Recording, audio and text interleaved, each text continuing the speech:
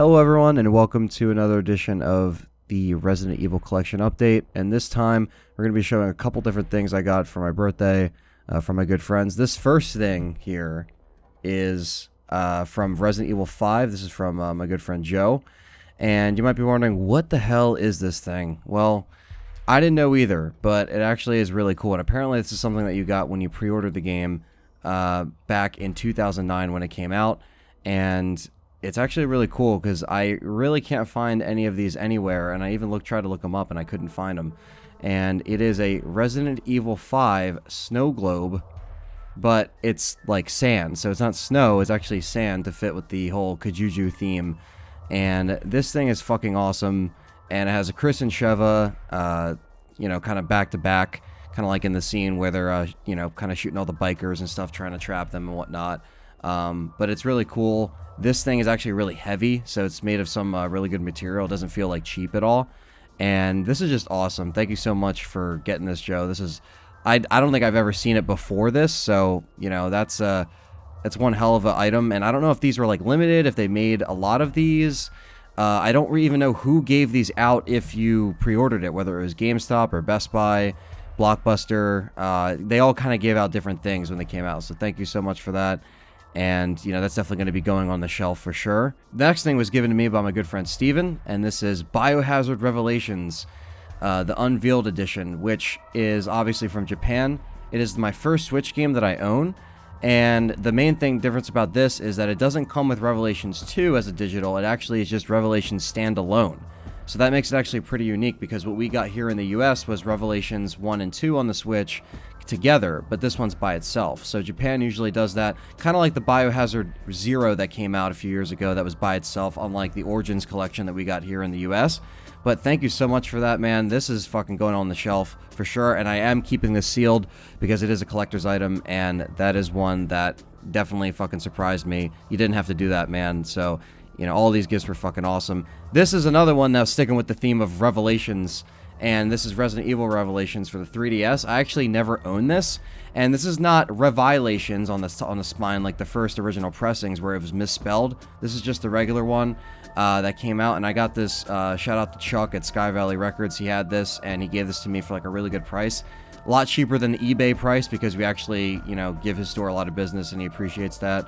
And this was also one of the last Resident Evil games that had a, manual, a detailed manual, character descriptions and whatnot. So, everything's intact. It is complete.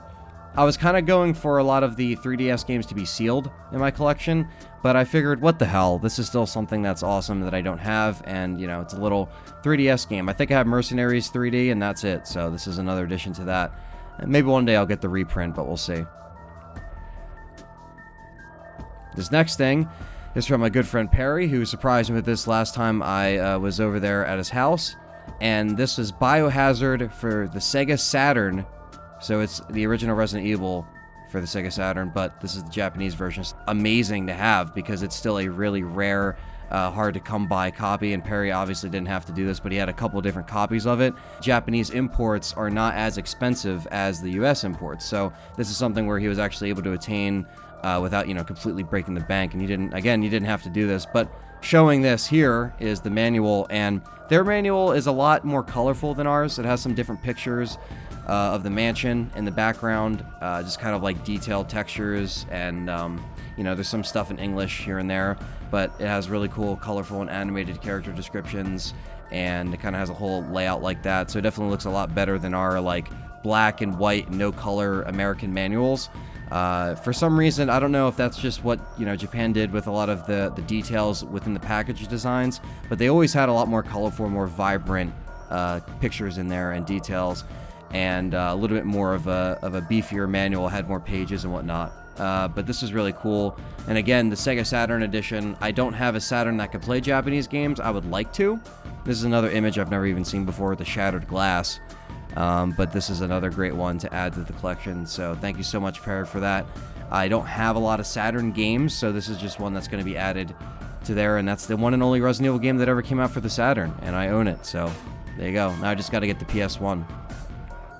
This is one I actually just picked up the other day. This is Resident Evil and Resident Evil Apocalypse in a collector's edition. I got this from Bandit Video Games, and It's just kind of cool. I own these movies a million times, and they're not like the best movies, obviously, but I still thought that the collector's package is it's still pretty nostalgic, and it has, it's a nice piece of memorabilia. And I do like the slipcover that Apocalypse comes out with, where you slide it and there's Milla Jovovich on there, and then you see the zombies in the background and Nemesis. Very nostalgic, because you see this in the video store all the time. And here's an ad for Resident Evil 4. This came out around the same time, and you get a free t-shirt if you put this in. So that was a cool little thing. And between this and Outbreak were kind of promotional tools for Resident Evil 4 back then, because RE4 was a definitive game back then when it came out. So that's the Apocalypse. It has all the features, the commentary tracks, it has the trailers, the TV spots, and whatnot. It doesn't have the Kill Switch Engage video, which I'm kind of upset about, because this Resident Evil copy here actually has the Slipknot video for My Plague, which was for the soundtrack. So I'm kind of confused why they didn't put the Kill Switch Engage End of Heartache on there like they should have, but it is what it is. I think they probably put it on the Blu-ray or something, but it's still a cool little piece of history there. And I don't actually think I ever owned 1 and 2 on DVD. I think I only own them on Blu-ray. I own Extinction on DVD, but I do not own 1 and 2. So that's a little collection right there for the DVDs, and I think I got the VHS tape last time. This last thing right here, just shout out to John. I just wanted to show this. He got me Friday the 13th on the NES. Really nice of him to do that. This is just a classic horror game, and it's a really fun game, of course, and it's in great condition.